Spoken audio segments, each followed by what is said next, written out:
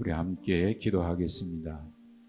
이번 주부터 우리 옛꿈 공동체, 그리고 다음 주에 하람빛 공동체 여름 성경학교가 진행이 됩니다.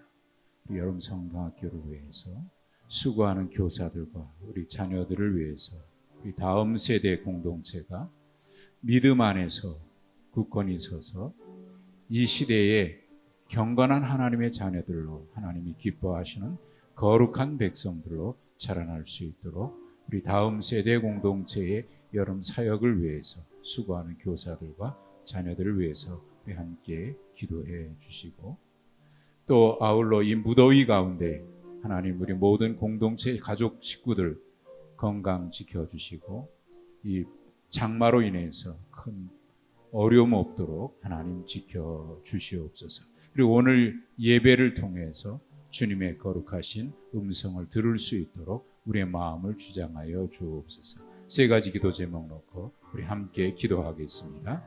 하나님 아버지, 은혜와 사랑을 감사합니다. 오늘도 주의 전으로 우리를 불러주셔서 하나님을 예배할 수 있는 그런 은혜 주신 것을 감사합니다. 오늘도 하나님을 예배하면서 주님 앞에 우리의 모든 한 가족이 한 마음으로 간구하여 기도하오니 주여 우리의 간구하는 기도에 하나님의 선하신 뜻으로 응답하여 주시옵소서.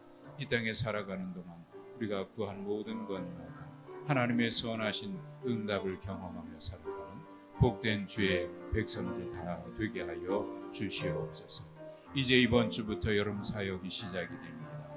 우리 옛꿈 공동체와 하람빛 공동체, 그리고 예담 공동체와 하늘숲 공동체에 이르기까지 진행되는 여러 여름 사역과 수련회 가운데 함께하여 주셔서 이 무더위 가운데 더욱 힘쓰고 애써서 주님을 더 깊이 알아가는 우리의 자녀들이 되게 하여 주옵소서. 이를 위해서 수고하고 애쓰는 우리 자녀들, 우리 교사들, 우리 청소년들, 하나님 그들에게 하늘 은혜를 내려주셔서 그 심령이 견고하여지고, 또 이 어려운 시대를 살아가는 동안 흔들리지 아니하는 믿음의 자녀들, 경건한 자녀들로 자라날 수 있도록 은혜를 허락하여 주시옵소서.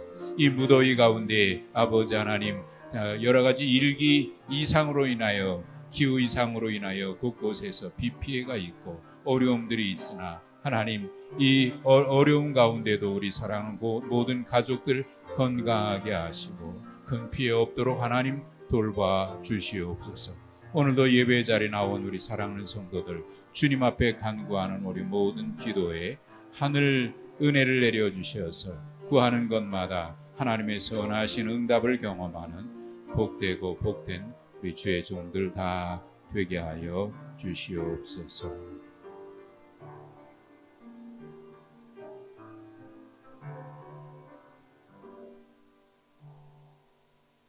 하나님 아버지, 은혜와 사랑을 감사합니다.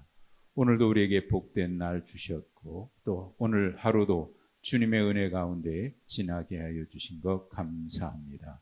이 저녁 주님 앞에 나와 우리의 마음을 모두고 잠잠히 주님을 바라보며 예배하오니 하나님 오늘도 하늘의 신령한 은혜를 내려 주시옵소서.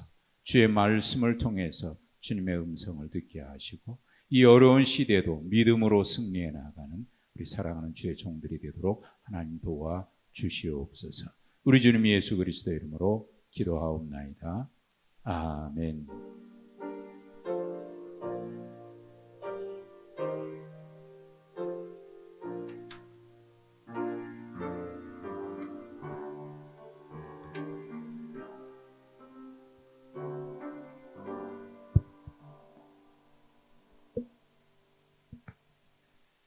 로마서 11장입니다.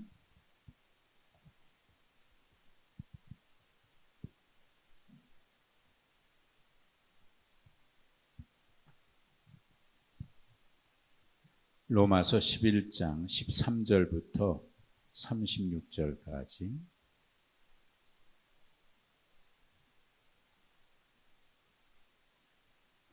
로마서 11장 13절에서 36절까지 우리 한 절씩 교독하겠습니다. 내가 이방인인 너희에게 말하노라. 내가 이방인의 사도인 만큼 내 직분을 영광스럽게 여기노니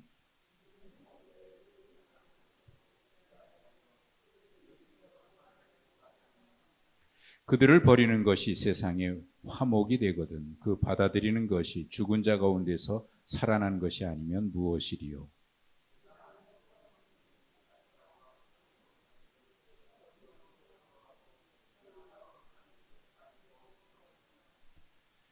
또한 가지 얼마나 꺾이었는데 돌 감람나무인 네가 그들 중에 젖붙임이 되어 참 감람나무 뿌리의 진액을 함께 받는 자가 되었은즉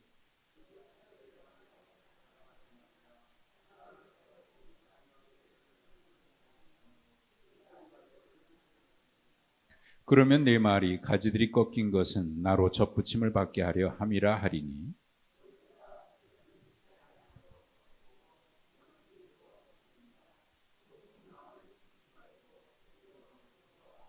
하나님이 원 가지들도 아끼지 아니하였은즉 너도 아끼지 아니하시리라.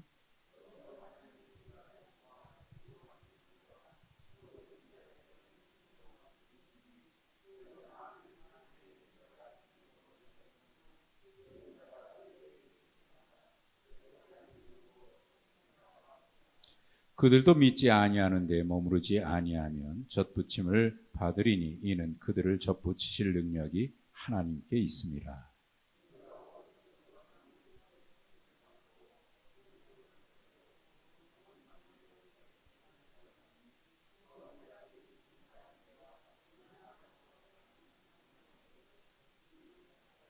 형제들아 너희가 스스로 지혜 있다 하면서 이 신비를 너희가 모르기를 내가 원하지 아니하노니 이 신비는 이방인의 충만한 수가 들어오기까지 이스라엘의 더러는 우둔하게 된 것이라.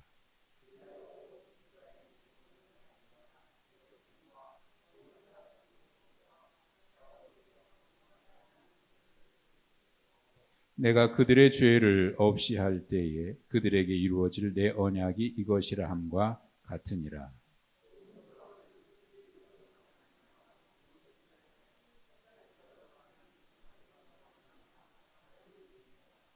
하나님의 은사와 부르심에는 후회하심이 없느니라.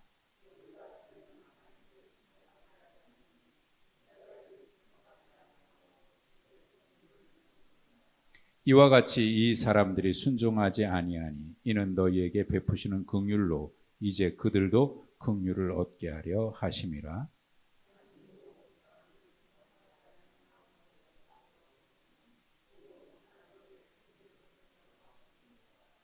깊도다 하나님의 지혜와 지식의 풍성함이요 그의 판단은 헤아리지 못할 것이며 그의 길은 찾지 못할 것이로다.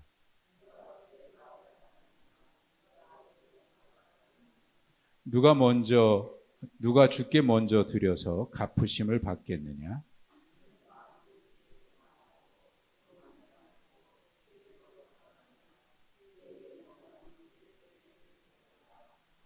아멘. 할렐루야. 예, 무더위 가운데도 오늘 하루 건강하게 지내시고 또 이 저녁 함께 예배할 수 있어서 참 감사합니다. 하루하루 살아가는 것이 요즘 느끼는 것입니다만은 하루하루 살아가는 것이 정말 감사다 그런 생각을 하게 돼요. 오늘 하루 지내는 것이 당연한 듯 하지만 곰곰이 생각해 보면 당연한 것 하나도 없지. 요즘 우리 자주 부르는 찬양이 있어요. 많은 분들이 부르는 은혜라고. 당연한 것 아무것도 없다는 거죠. 모든 것이 하나님의 은혜였어. 내가 누리고 있는 모든 것, 내가 누리고 있는 건강, 내가 누리고 호흡하고 거동하고 하루하루 살고 하는 것 다 하나님의 은혜입니다. 어제 여러분들 뭐 늘 기도해 주셔서 수술한 지 2년 돼서 어제 검진 받으러 갔어요. 딱 들어가서 의사를 만나자마자 오전에 피 뽑고 오후에 만나자마자 자리에 앉기도 전에 아유 좋습니다. 아무 이상 없지요. 내년에 또 보시죠. 내년에 또 보시죠. 1년 지나고 보니까 참 감사하게 아픈 데 없이 그렇게 지내와서 참 감사하고 몸에 이상 없이 이렇게 지내서 참 감사하고 참 감사해요. 이게 가만히 생각해 봐도 이게 하나님의 특별한 은혜 아니고서는 잘 이해가 안 되는 게 참 많아요. 여러분들도 아마 생각해 보시면 여러분 하루하루 지내면서 여러분의 인생 여정을 걸어오면서 하나님의 은혜 아니고서 이해될 수 있는 게 얼마나 많이 있나요? 하나님의 은혜 아니면은 해석되지 않은 게 너무 많아요. 다 은혜인 거죠. 이미경 집사님 시술하고 이렇게 건강하게 또 빨리 회복하셔서 퇴원하시고 많은 분들이 함께 기도해 주시고 그렇게 우리는 모두 누군가의 사랑, 누군가의 기도 그리고 하나님의 은혜로 그렇게 살아가고 있는 줄로 믿습니다. 하나님의 은혜 없이는 살 수 없는 것입니다. 오늘 이 저녁에도 그렇죠? 하나님의 구원을 경험한 사람들에게 있어서 가장 먼저 나오는 고백이 있다면 감사가 아닐까 싶어요. 하나님의 은혜를 경험한 사람들의 가장 먼저 나오는 고백. 하나님 감사합니다. 나 같은 자를. 정말 하나님의 은혜지요. 그거 어떻게 이해할 수 있겠습니까? 나에게 하나님의 은혜 받을 만한, 구원받을 만한 그런 경건한 모습이 있었기 때문에 내가 구원받았다고 얘기할 수 있을까요? 어떤 사람도 정직하게 자기 자신을 돌아보면 하나님 앞에 하나님, 나는 그럴 만한 자격이 있습니다라고 말할 사람은 하나도 없을 거예요. 하나님 감사합니다 그거지. 하나님 감사. 오늘 말씀을 좀 길게 봤는데요. 오늘 말씀을 읽는 가운데 여러분의 그 눈에 가장, 여러분의 생각에 가장 마음에 와닿는 그런 표현이나 여러분의 눈이 머무르는 그런 표현이 뭐가 있을까요? 저는 오늘 말씀을 쭉 읽다가 여러 번 반복되는 그런 표현이기도 한데요. 뒷부분쯤 가면 28절 이후에 그게 이제 반복이 되는데 긍휼이라고 하는 말이 여러 번 반복이 돼요. 긍휼. 29절에 보면 하나님의 은사와 부르심에는 후회함이 없으시다. 하나님의 은사와 부르심에는 후회함이 없으시다. 인간처럼 하나님은 후회하시는 하나님은 아니에요. 하나님이 우리를 택하시고 우리를 부르시는 하나님의 실수는 없으신 하나님이죠. 그런데 지금 바울 사도가 고민하고 있는 것 중에 하나가 뭐냐면 동족 유대인들이 하나님 앞에 불순종하고 있다는 거거든요. 간절히 바울 사도가 지금 이방인의 사도로 부름받아서 이방인에게 복음을 전하고 있어요. 이방인들이 많이 들어와요. 하나님께로 돌아와요. 너무 감사한 거지요. 내가 전한 복음을 통해서 이방인들이 하나님께 구원받아 돌아온다. 얼마나 감사한 일이에요. 하나님께서 나에게 그런 사명을 주셨고 이방인의 사도로 부르셨는데 그래서 이곳저곳 다니면서 복음을 전하는데 그 복음을 듣는 사람들 가운데 주님께 돌아오는 자가 많다. 얼마나 기쁘고 감사한 일이에요. 하나님이 나 같은 자를 통해서 이렇게 또 역사하시는구나. 그런데 한편 감사하면서 동시에 한편 내 동족은 하나님 앞에 반역하고 거역하고 있는 것이 안타까운 것. 그 마음이 늘 바울 사도에게 있는 거예요. 그럼 하나님의 부르심이 잘못된 겁니까? 유대인을 하나님이 먼저 택하셨다 그랬는데 하나님의 그 부르심이 잘못된 겁니까? 하나님의 은혜가 잘못된 겁니까? 아니죠. 하나님의 부르심이 잘못되는 게 아니고 인간의 교만함으로 반역함이 있는 거죠. 인간의 교만함으로 인한 반역.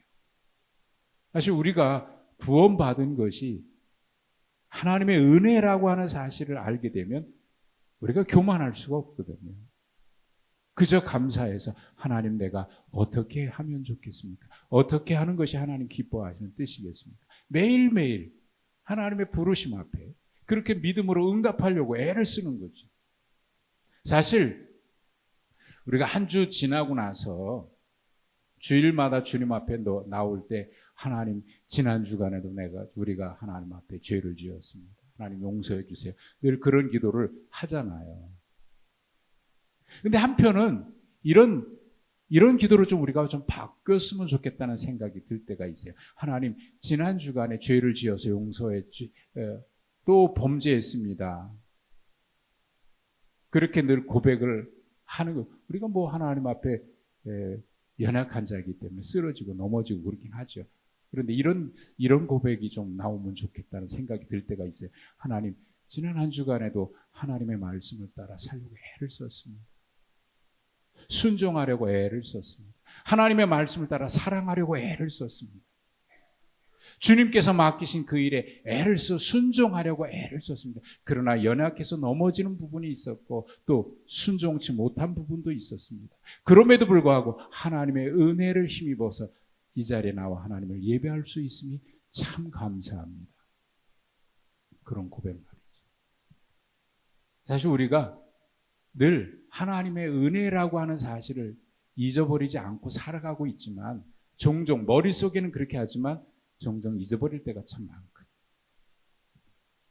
근데 하루하루 살면서 지나온 모든 발자취를 보면 하나님의 은혜인 거죠. 제가 종종 요즘 그런 표현을 쓰지요. 믿음은 하나님의 부르심 앞에 응답하는 삶이라.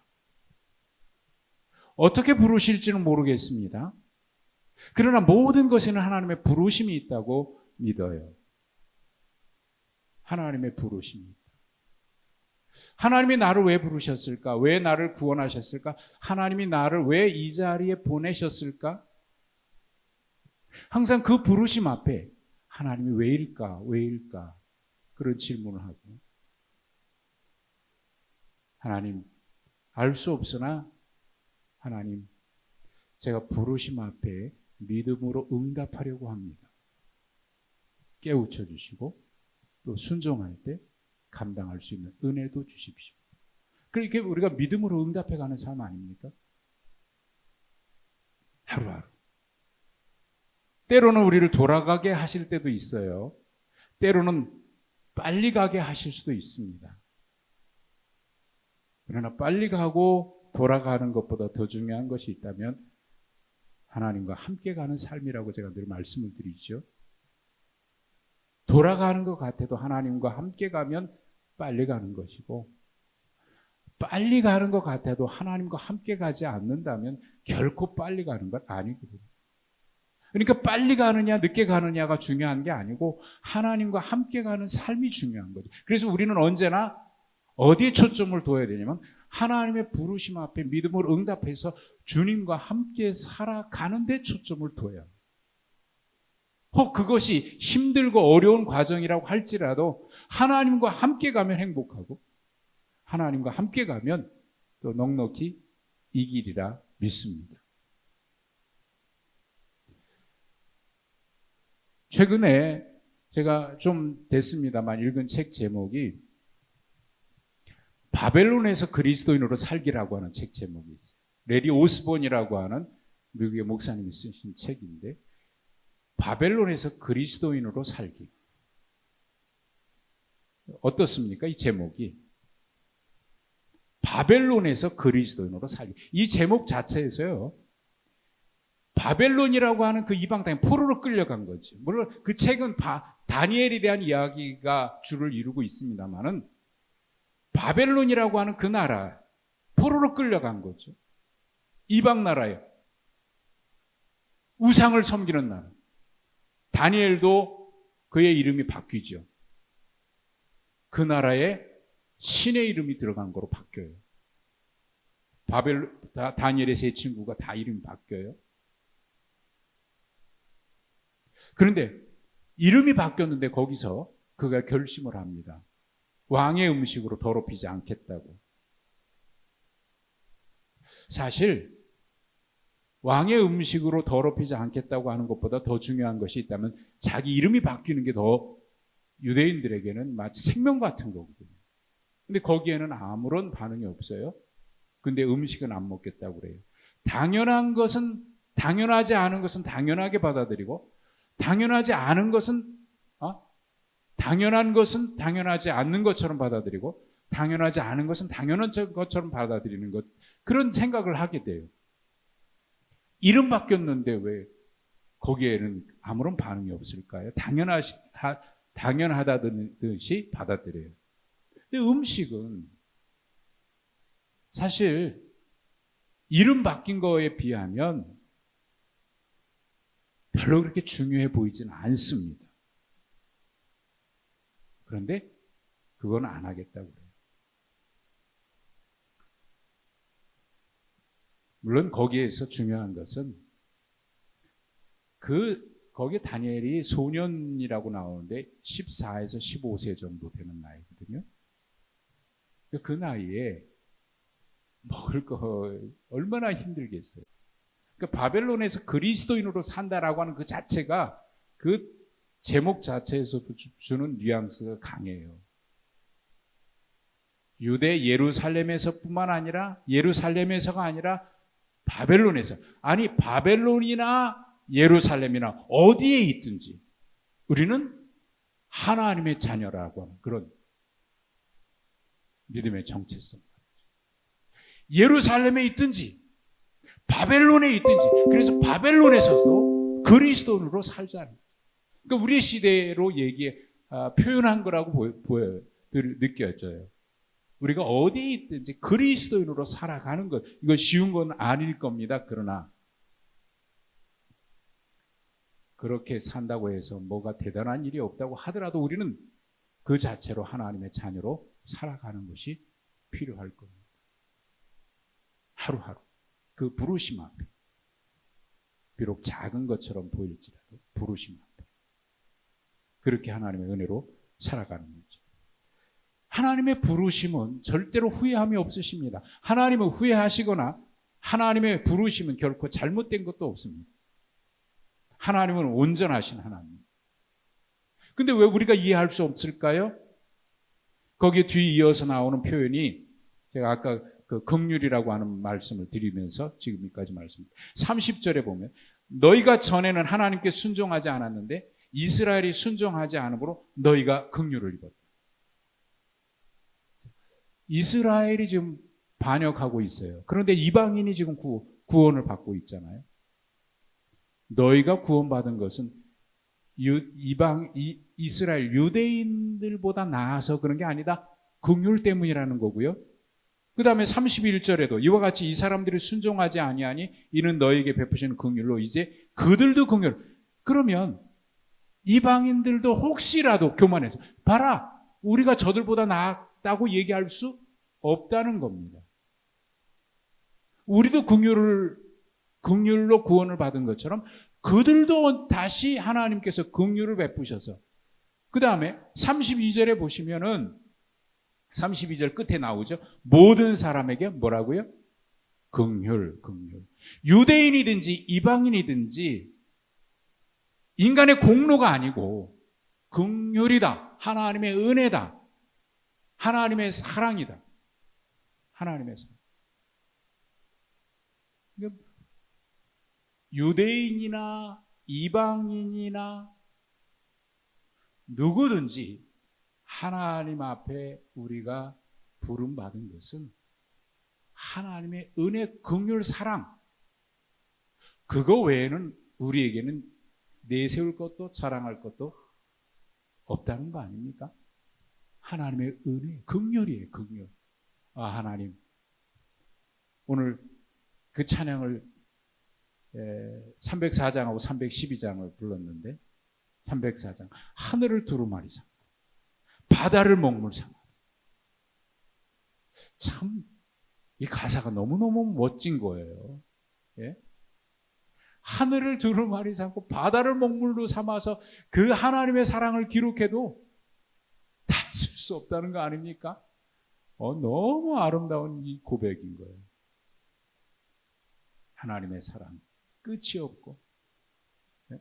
다 표현할 수도 없고, 그 크신 하나님의 사랑 말로 다 명령 못해. 여러분, 그게 우리가 입은 하나님의 사랑 아니에요. 하나님의 사랑. 앞절로 가보시면, 앞으로 가보시면 감람나무 이야기를 바울 사도가 해요. 돌감람나무, 원가지에서 붙잘라지고 거기에 돌감나무가 붙어가지고, 예? 참감람나무 진액을 빨아먹고 돌감나무인데 그것도 감람나무가 돼요. 그건 네가 잘해서가 아니다. 예? 네가 잘해서 하는 거 아니고 19절에 보십시오. 20절에 높은 마음을 품지 마라. 높은 마음을 품지 마라. 이거 누가 하신 거냐면 감람나무가 잘해서가 아니라 접붙이시는 분이 누구냐면 하나님이다. 23절에 보면 그런 표현 나오죠. 그들을 접붙이실 능력이 누구에게 있다? 하나님께. 이거를 지금 감람나무 이야기를 했지만, 접붙인다는 얘기했지만, 이게 무슨 얘기하고 있는 거냐면 구원 얘기하고 있는 거거든요. 구원. 우리가 하나님의 백성이 됐다는 게 이게 우리가 가서 달라붙은 게 아니고 하나님이 우리를 붙여주셨다는 거예요. 하나님이 붙여주셨다는 거예요. 우리는 본래 참감람나무가 아닌데 잘라가지고 참감나무 가지를 일부를 잘라내고 거기다 갖다 붙여놨더니 이 돌감람나무가 참감나무처럼 자라나서, 뭐 저는 식물 잘 모릅니다만은 참 신기한 거는 그렇게 붙여놓으면 그것도 자라나잖아요. 그리고 자라나는데 거기서 참감나무에 덧붙이니까 거기서 그 감람나무 열매가, 이게 누가 하는 거냐면 하나님이 하는 거지. 뿌리에서 나오는 거지. 네가 자라서가 아니다. 접붙이실 능력은 하나님께 있다. 이거 구원 얘기하고 있는 거예요. 구원 얘기. 우리가 하나님의 백성이 됐다는 거, 이거 하나님이 그렇게 붙여주셨기 때문이지 내가 그런 게 아니다, 그 말이죠. 그러니까 구원받은 하나님의 백성의 정체, 그 삶의 모습이라고 할까요? 그거는 언제나 하나님 감사합니다. 감사합니다. 감사합니다. 이거밖에는 없는 거예요. 너무 놀라운 거거든요. 이게 우리에게 난 게 아니니까. 우리는 정확하게 알잖아요. 정직하게 알잖아요. 내가 하나님 앞에 그럴 만한 자격이 없다는 거 내가 누구보다 우리는 잘 알잖아요. 우리는 얼마나 그저 뭐 교만할 게 뭐. 거기에 보십시오. 그래서 20절에 그런 표현이 나오잖아요. 높은 마음 품지 마라. 네가 잘난 거 아니다. 하나님이 붙여주셨다는 거예요. 높은 마음 품지 마라. 그리고 22절. 하나님의 인자하심과 준엄하심을 보라. 넘어지는 자들에겐 준엄하심이 있으니 너희가 만일 하나님의 인자하심에 머물러 있으면 그 인자가 너희에게 있으리라. 거기 인자라고 하는 표현이 나오지만 뒤에 아까 지금 순서를 뒤 끝에서부터 봤죠. 긍휼, 인자, 사랑 아닙니까? 하나님의 사랑. 우리가 하나님의 사랑 안에 머물러 있으라, 그 말이에요. 그러면 하나님의 사랑이 우리 안에도 머물러. 내 공로 아니고 내 자랑 아니고 하나님의 은혜다. 하나님의. 그러면서 오늘 25절에 바울사도가 이런 표현을 썼어요. 형제들아, 너희가 스스로 지혜 있다 하면서 이 신비를 너희가 모르기를 원하지 아니한다. 이 신비, 구원의 신비, 하나님의 구원 계획의 신비. 그래서 오늘 제목을 하나님의 구원 계획의 신비라고 이렇게 제가 잡았는데, 이 신비, 하나님의 은혜는 정말 신비로워. 우리가 알 수 없는 하나님의 신비. 하나님의 신비. 그 깊이를, 하나님의 깊이, 어찌할 수 있어? 하나님의 그 사랑 우리가 어찌할 수 있어? 하나님이 나 같은 자를 왜 이렇게 사랑하시는지 어찌할 수 있습니다. 자, 25절. 비록 지금 유대인이 안 돌아온 것 같고 하나님의 구원이 이 유대인들은 버리고 이스라엘은 버리고 이방인에게 완전히 돌아간 것 같지만 결국 하나님께서는 이방인도 구원하고 26절 온 이스라엘도 구원하고 모두가 다 하나님은 구원받기를 원하시죠. 지금 하나님은 그 일을 하고 계시는 거지. 우리가 이해할 수 없는 하나님의 신비가 있는 거예요. 그래서 마지막에 33절부터 36절까지 바울 사도가 10장, 11장, 9장부터 나오죠. 9장부터 10장, 11장까지 유대인에 대한 그 고민을 쭉 얘기하다가 여기서 딱 끝내는데, 더 이상 얘기하지 않고 딱 끝내는데 결론은 이거예요.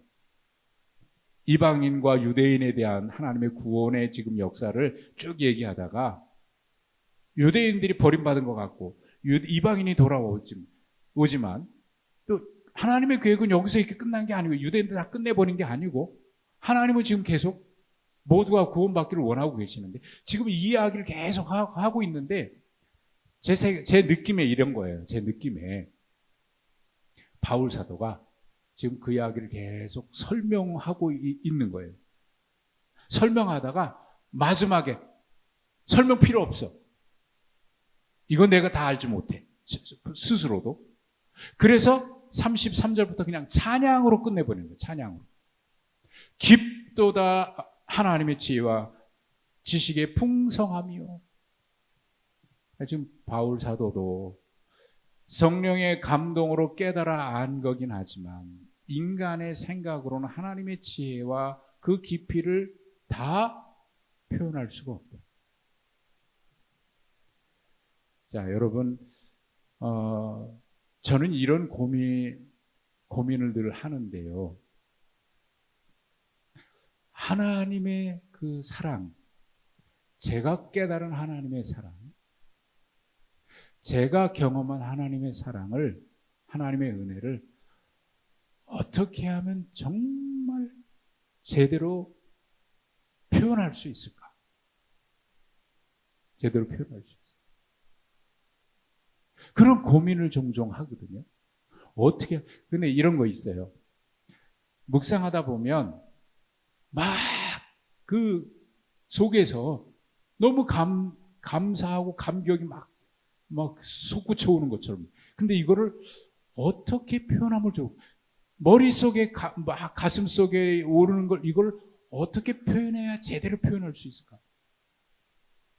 근데 표현하다 보면 그 표현이 100이라고 하면, 제가 깨달은 게 100이라고 하면 표현하다 보면 100이 한 50%, 60% 이렇게 확 줄어드는 것 같은.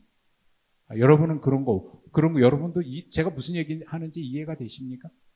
여러분은 어떤 거에 대해서 너무 좋은, 그걸 말로 표현하다 보면 그게 내가 깨달은 것, 내 속에 있는 기쁨이 말로 표현되다 보면 이제 좀 제대로 표현되지 않는 걸 느끼잖아요. 내가 너를 얼마나 사랑하는지 얘기하려고 하는데 내가 너 얼마나 사랑하는지 알아? 말하고 싶어. 애들한테 말하고 싶어.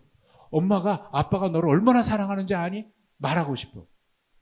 근데 말로 하면 애들이 그걸 아는 건지 모르는 건지, 엄마는 또 잔소리 하는 것 같아. 왜? 내가 사랑하는 그 마음이 말로 다 제대로 전달이 안 되기 때문에 그런 거예요.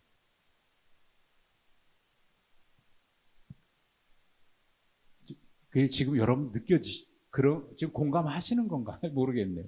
네. 부부 사이에도 서로 사랑을 표현한다고.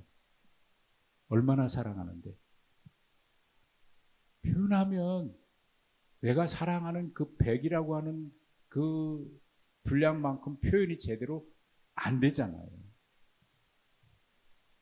네, 제대로 안 되죠. 그러니까 그래, 내가 얼마나 사랑하는지 이게 내가 참 속을 이렇게 확 뒤집어서 보여줬으면 좋겠다고 답답해서. 왜? 제대로 표현이 안 되니까. 하다 보면 그게 식어지고. 그러니까 바울 사도가 좀 쭉 하다가 저는 여기 33절부터 36절까지는 바울 사도가 그런 마음이라는 느낌이 확 오는 거예요. 하나님의 구원의 계획에 쭉 얘기하는 거예요. 이 신비를 너희가 모르기를 원치 아니하노라. 하나님의 그 구원의 신비를 모르기를 원치 다 알았으면 좋겠다. 내가 깨달은 만큼 알았으면, 물론 내가 깨달은 게 다는 아니지만 그래도 내가 깨달은 만큼만이라도 알았으면 좋겠다고 막 설명하다가 그게 안 되는 거야. 그래서 깊도다 하나님의 지혜와 지식의 풍성하며 그 판단을 내가 어찌다 헤아릴 수 있냐. 누가 주님의 마음을 알겠느냐? 네? 누가 주님의 마음을 알겠느냐? 또 35절에 누가 주께 먼저 드려서 갚으심을 받겠느냐? 이게 조금 매끄럽지 않다라기보다는 이게 확 와닿지 않게 번역이. 근데 이 번역을 새 번역 성경을 읽어드리면 누가 먼저 무엇을 드렸기에 주께 답례를 바라겠습니까? 하나님께 우리가 받은 것을 우리가 누가 하나님 앞에 드렸기에 하나님 내가 이만큼 드렸으니까 이만큼 주십시오라고 얘기할 수 있겠느냐, 그 얘기거든요. 우리가 하나님 앞에 내가 하나님 이만큼 했으니까 주십시오, 그럴 수 있겠느냐? 지금 그런 거거든요. 그렇습니까? 우리가 하나님 앞에 이만큼 드렸으니까 하나님 나에게 복을 주십시오, 그럴 수 있는 겁니까? 하나님 내가 주님을 위해서 이만큼 헌신했으니까 나에게 복을 주십시오, 그런 겁니까? 그럴 수 없잖아요. 지금 우리가 받은 은혜는 내가 하나님 앞에 먼저 드렸기 때문에 내가 그 보답으로 받는 게 아니다고 말이에요. 우리가 받은 은혜는 헤아릴 수 없는 은혜, 보답할 수 없는 은혜, 갚을 수 없는 은혜, 표현할 수 없는 사랑. 누가 먼저 주께 드려서 갚으심을 받겠느냐? 여러분, 이 세상에 내가 하나님 앞에 이렇게 했기 때문에 나를 구원해 주십시오라고 얘기할 수 있는 사람은 아무도 없습니다. 내가 하나님 앞에 이만큼 헌신했기 때문에 하나님 내게 복을 주십시오라고 말할 수 있는 사람도 아무도 없는 거예요. 제가 몇 번 말씀드렸습니다만 솔로몬이 1,000번제를 드렸기 때문에 하나님 복을 주신 게 아니에요. 하나님 내가 1,000번제를 드릴 테니까 하나님 복을 주십시오 라고 해서 1,000번제를 드린 것도 아니에요. 하나님의 은혜가 너무 감사해서, 하나님 나 같은 사람을 어찌 하나님께서 나를 이스라엘의 왕으로 삼으셨습니까? 그게 너무너무 감사한 거야.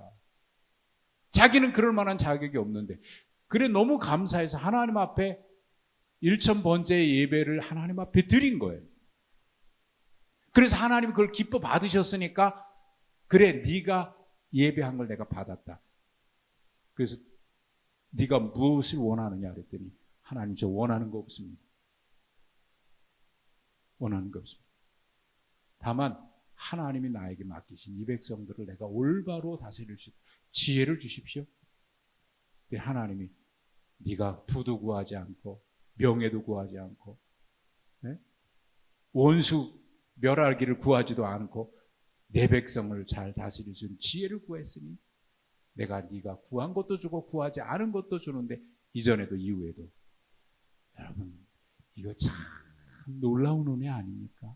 내가 했기 때문에 주신 게 아니고 바쳤기 때문에 받는 게 아니고 하나님 앞에 받은 게 너무 감사해서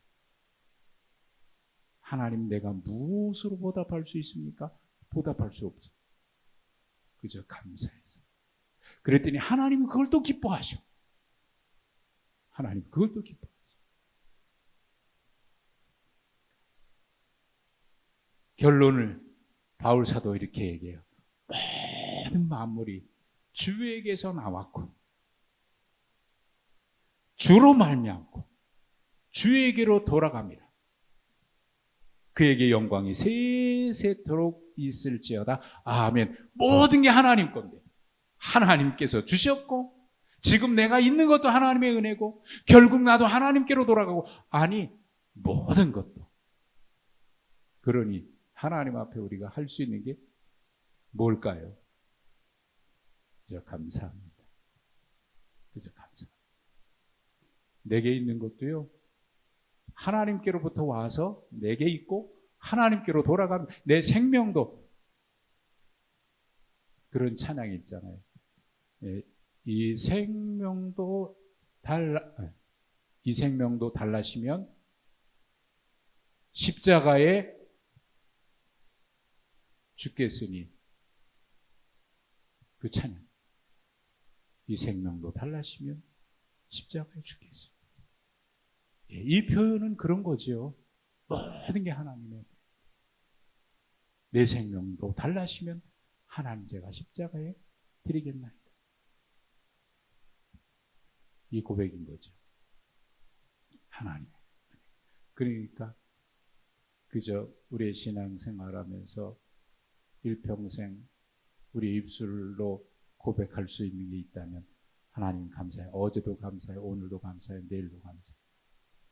하루하루가 당연한 것 같은데 당연한 게 아니더라는 말이죠. 오늘도 하나님의 선물로 주신 이 날이고 우리의 생명도 하나님의 선물로 받은 것이고 여러분 꼭 죽었다가 살아나야 덤으로 사는 인생이라고 얘기할 수 있는 겁니까? 꼭 죽었다 살아나야 하나님 나에게 덤으로 사는 인생 주셨으니까 하나님 앞에 바치겠나이다. 그러는 겁니까? 이미 우리는 덤으로 받은 인생인데 하나님의 구원받은 인생. 매일같이 하나님의 은혜 감사. 오늘도 하나님의 은혜. 모든 게 하나님의 은혜. 모든 게 하나님의 은혜. 감사. 하나님의 신비는요. 사실 신학을 공부하고 조직 신학을 공부하고 뭘 공부하고 그래도 그 하나님의 그 신비를 우리가 다 설명할 수 있는 건 아니잖아요. 하나님의 신비를, 하나님의 그 사랑을 어찌 다 우리가 인간이 다 설명할 수 있겠습니까? 설명한다 그래도 그게 다 마치 장님이 코끼리 만지듯이 벽처럼 기둥처럼 하나님의 사랑. 그저 내가 그걸 깨달았으니 내가 그에 대한 감사 고백할 뿐이지. 그러니 내 고백이 다르고 누군가의 고백이 다르다고 틀린 건 아니잖아요. 그저 다르게 표현할 뿐이지. 내가 표현할 수 있는 게 그것이니까 그렇게 감사합니다. 자, 오늘 이 저녁 우리는 하나님 앞에 선물로 받은 이 날이고 또 그 은혜 앞에 우리가 감사함으로 하나님 앞에 예배하고 있습니다. 주님 앞에 가는 그날까지 평생 하나님 앞에 감사로 그렇게 살아갈 수 있기를 주님의 이름으로 축복합니다. 지난주 오후 예배 인천에 어느 교회에 가서 제가 설교한 그 교회 목사님이 그 직장암 말기예요. 그래서 주일 예배를 지금 몇 주째 못 나오고 계시죠. 예배 마치고 이제 전화를 드렸죠. 그때 목소리 괜찮으시더라고요. 어떠세요? 그랬더니 좀 주일날은 못 나가고 있지만 그래도 교우한 교우들이 기도해 주셔서 잘 견디고 있다. 그 교회 설교를 처음 시작하면서 제가 그런 이야기를 했습니다. 내가 왜 이 교회에 왔는지 잘 모르겠다. 하나님이 나를 왜 보내셨는지도 모르겠고 내가 오늘 왜 이 자리에 왔는지. 그러나 제 마음속에는 가는 내내 기도하면서 하나님이 왜 보내셨는지 모르지만 이제 하나님의 부르심 앞에 순종하고 또 그날 헌신 예배하는 성도들도 교사들도 그저 내가 이 일을 통해서 무슨 대단한 일을 한다 안 한다가 중요한 게 아니라 그저 하나님의 부르심이니까 순종하고 그러면 하나님은 그걸 기뻐하시면 하나님께서 또 다른 하나님의 선하신 일들을 이루어 가시지 않겠냐. 그래서 우리는 매일같이 어떤 일에도 그저 감사하면서 믿음으로 응답하며 살아가는 것이, 이게 믿음입니다. 여러분, 오늘 저녁에도 그리고 앞으로도 그렇게 매일매일 우리의 삶이 하나님 앞에 감사함으로 믿음으로 응답하면서 살아가는 하루하루의 삶이 되시기를 바랍니다. 그렇게 살아가는 우리의 삶은 매일같이 선물 받은 날이 될 겁니다. 이제 오늘 예배를 마치고 내일 새벽에 제가 출국을 하는데 감사하게 잘 다녀오겠고, 여러분들 위해서 기도해 주시고 저도 계속 기도하면서 서로 소통했으면 좋겠습니다. 그래서 돌아올 때 또 하나님께서 우리에게 행하신 일들에 대한 고백들로 감사로, 여러분 그동안 아프지 마시고 건강하게 다 하루하루 하나님의 은혜 가운데 감사로 살아가는 여러분 우리 모두 되시길 주님의 이름으로 축복합니다. 하나님 감사합니다. 오늘도 이 자리에 있음이 감사하고, 오늘도 찬송할 수 있음이 감사하고, 오늘도 하나님 앞에 예배할 수 있음이 감사합니다. 또 우리에게 직분 주셔서 주님의 일에 헌신할 수 있음이 감사합니다. 일평생 살아가는 우리의 모든 순간순간이 감사로 이어지게 하시고, 주님 앞에 서는 그날에 또한 우리의 고백이 찬송으로 감사로 올려드리게 하옵소서. 이 무더위 건강도 지켜주시고 또 여름 사역 가운데 하나님 풍성한 은혜를 내려 주시옵소서. 예수님의 이름으로 기도하옵나이다. 아멘.